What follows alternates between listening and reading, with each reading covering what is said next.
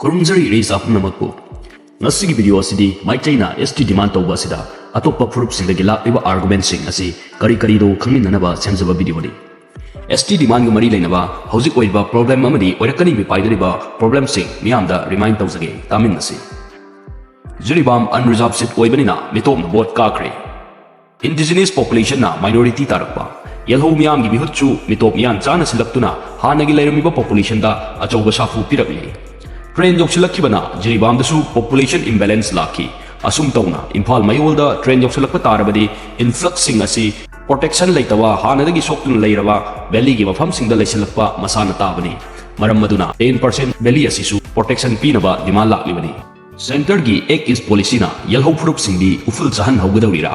Hana look is policy haina PV Narasimha Rao na Prime Minister oiringai matamda haudoklamba amadi 2014 da Narendra Modi na Prime Minister oiba matamda Ek is policy haina ming onduna maru oina si mari haibadi culture, commerce, connectivity and capacity building da focus tawduna shemki. Yengba yabadi policy asigi gateway oiba Manipur asida atoppa lebaka India government ga chawkhat thorangi mari sagalakpa matamda miyamda kari kudol tawramgadawribano haiba asini. Taseng na solakadawriba mafam asida center dagi yengla iba mit yelho furup sigi damakta kadai fawbu khanbirabano amadi lalon itikna senjau paiba mito miyan cha singna tawkhraga lamdam sigi irei cha singna uful chahobagi yabagi achauba nunangba amadi leiri. Manipur gi kanglup kilan geopolitical expansion gi mami tari haina akhang ahi expert kayana public platform singda phongdokpasu leikre. Aikhoi asibu khongbi khonga oina urajala. China amadi Myanmar gi lainariba mari amadi India ga China ga mari phattaba Myanmar gi unstable oiba law and order lammunabagi achauba irang marakta central government gi planning da Manipur bu border area ama oirubana lanban ohelabra. Central government asina Myanmar da kari interest thamlibage Myanmar asi China gi di achauba market platform amani marak asida Myanmar na Russia dagi land sangba khuchu khulai sing support piraknaba amadi anauba mari thamkre haibagi paw leiri. Lairiba geography amadi economy na leibak tugi lengak londa kadai fawo safu pibano haina neinariba amadi geopolitics asigi langda victim oiduna Manipur gi naha kaya ama charang ba marakta Iraq na duna lehelabra haibagi achauba wahang lakli. External aggression yawi haina home ministry dagi lauthokraba hojik ki irang asi adumak yenguna leibagum manungda karigumba khara sanagum leibak miyamda awaba tahanduna inthoklaga thamli. Yamlaba miyam dagi Manipur asi India gi part natrabra haina hangarakli.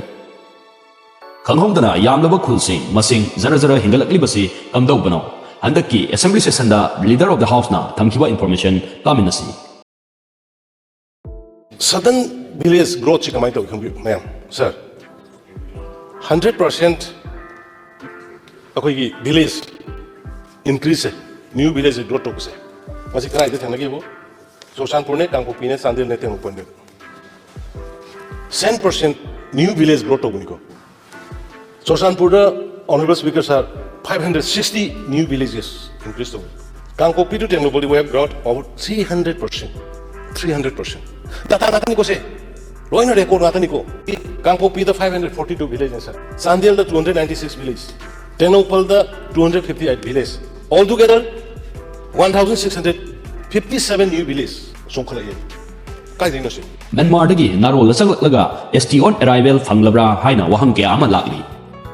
Myanmar dagi narolda haijilaklaga Manipur yauraklaga Aadhaar card sabiba geng khutpu ama leirabra chingnari amadi illegal immigrants kayasu lona yadaba mawongda India gi citizen onduna adumak ST ole haiduna miyamna ningfung ngangaibasi karigumba kharadi leire haibasi open secret oire.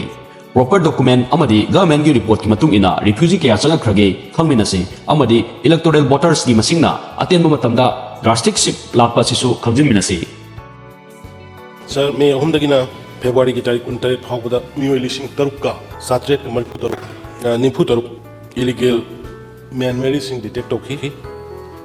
aduga Manipur sarkar na verification tawru matung da biometric lawraga sani ga si manung da calculation taruk ka satret nimpu taruk sing manung da sir sani ga yankai mapan ma de koi pushback tawkre lem hawbu sing sina pham sangla temporary shelter lem hawbu sing sina pham sangla temporary shelter tawrakanda local population ga hanagi tinjan nakriba mayam se sumaina tinjan dana baina koi tongana security adagi DCS yu mayam tongkanda mogi tongana separate ona thamjagi Tenglopal da 2012 da 30,423 le number 2022 da 41,952 adagi cycle 2012 ta 20,989 leramasi 26,573 Kangpopi 17,025 leramase 25,235 10 years Saitu 28,037 masi 39,641 Tipai Mukshi 2012 ta 8,000 ga 91 lai ado si mari khara ado reasonable hoise 2022 da 13,357 lai Hanglep 17,439 dagi 27,396 Soshanpur 30,147 dagi 47,935 10 years niko 12 to 22 adagi Saikot shidi ising kun ni mata 30,000 ga 30 ale ramadu 52,000 ga 809 Singhat 15,000 ga 401 lai ramadu 23,000 ga 598 Puruk manai haiduna Meitei na Prithivigi mafam da macoi takraba Meitei sing Manipurda amuk kausilubra ngasi phawda Meitei na atop mafam singda haibadi Myanmar Bangladesh Assam Tripura na singba mafam da macoi taduna laikhraba Meitei puruk ki mioi sing Manipurda laknaba kausilude maramdi masi matam dugi matung ina saithoknakibani amadi lepa laitana honga iba chatna kanglon kaya amana punduna chatlibani India da tendringida chatambani tiniyom India da pullaba matungdadi India gi constitution gi matung ina chatnaduna lakhi amadi class division na singtam lathoknabagi factor ama oirira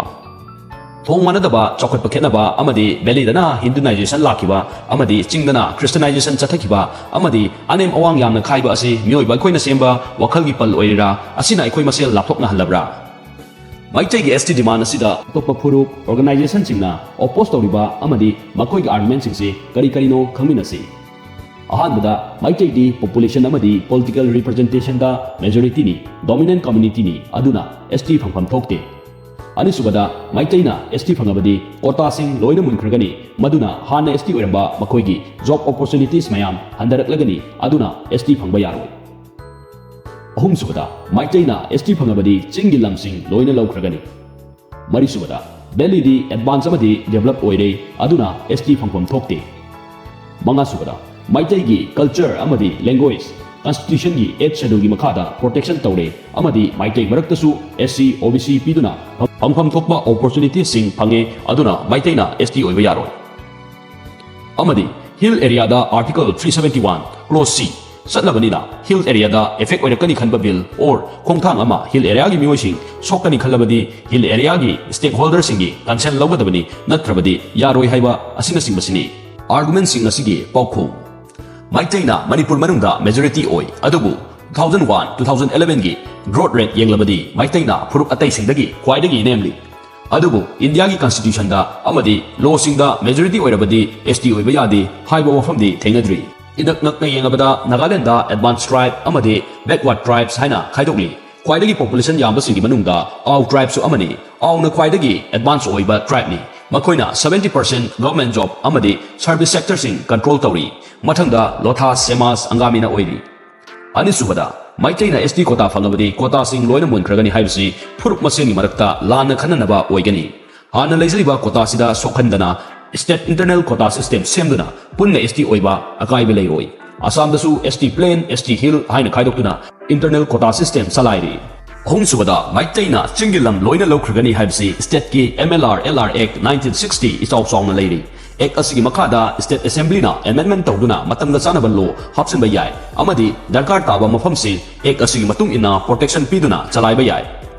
state ki border manungda leiriba lamsingdi state na own tawbani masida community amagini natraga amagini haiba leite law gi matung ina revenue na konba amadi forest na konba mafam tongan na khaidopani mari subada belly di advance oire develop oire general oine yenglabadi chummi hauji oiriba chingi leiriba phiyom sida belly na khara develop oire haibsi kakpa yaroi adubu belly haibsi imphal khakta nate imphal dagi kilometer 50 humpu hena lapa mafam dasu Meitei khundari munna yengjilurabadi loji loya kaya dasu Meitei kaya ama airubagi chaitheng phajana phangduna leiri chawkhatba aikoigi nation the mighty India fawwa hauji developing nation ama oiribani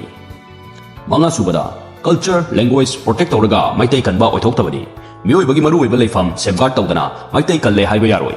state ki 90% mafamna protection piraga only 10% na protection phangdana lehoriba asi hapchin biu haibani Meitei gi culture amadi language darkar tarakpagi matung ina phangpham thokpa constitution gi makhada recognition pirakpani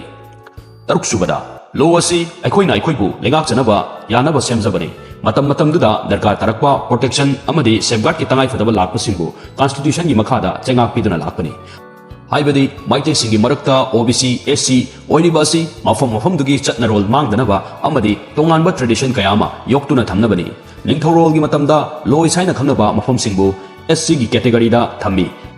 masi matamduda Meitei marakta lower section oibana category asida thamgibani amadi OBC oiniba sing asina masagi senthok lambi ningthina leitaba khara sothaba mioi singbu category asigi manungda chanhankibani amadi matam kuinadagi apikpa phuru Meitei asigi manungdasu mioi kaya amasu general category da leiduna India gi chawkhatnaba mafam singa compete tawduna lakli adubu hojik oirekliba state ki fibam asida Meitei su protection darkar tarakpana land protection demand or ST demand sing laklibani taret subada article 371C na hairiba asi hill area committee sebduna function tawnabagi matangda haibani amadi national commission of scheduled tribe pu explain tawriba article 338 gi clause 9 da hairiba asi su policy matters lakpu matamda hill area committee ga tanagadabani haibani adubu tawriba demand asidi constitutional right ama tanbanina mari di lainade loisilakpada demand sing asida oppose tawriba atopa party singa lainariba misunderstanding communication gap sing asi paminaduna healthy discussion tawduna way out ama strategize tawbagi matam oire iramda manipur asi apikpa state oijarabasu kanglup furup jati suna taba issue yamba masagi furup kanglup ki interest ta walk tawnarakpana apunbagi sakamda mai salakpa thoktabanate identity crisis ki achauba mami kharasu adumak tari yamna complex oiba society ama oibana kangrup masemi marakta discussion healthy debate kaya ama changi marak asida man-made violence communal chagatpa mayam ama thoktabasu nate